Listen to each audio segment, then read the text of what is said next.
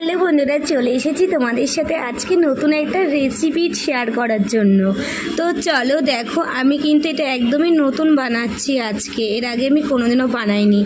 এই যে দেখতে পাচ্ছ, এগুলো কিন্তু একদম কিন্তু শাপলার ফুল, যে নালগুলো হয় বিলে পুকুরে সেই ফুল।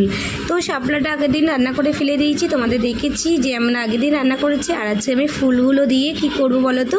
দেখো একদমই ফেলে দেওয়ার মতন না, কারণ তোমরা সবাই জানো এগুলো কিন্তু বড়া বানালে কিন্তু দারুণ লাগে।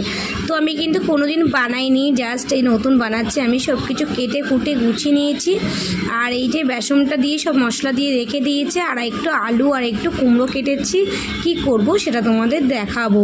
তো মশলাটা আমি বেসনগুলো সব মেখে টেকে নিই, তারপরে যাব রান্নাঘরে। তো এই দেখো, প্রথমে আমি দেখিয়ে দিয়েছি বড়াটা কেমন হয়েছে, তোমরা অবশ্যই বাড়িতে ট্রাই করে খেয়ে দেখতে পারো। তারপরে বড়মশাই রান্না করেছিল ডালটা, সেটা রয়ে গেছে, তাই নিয়ে নিলাম গরম করে।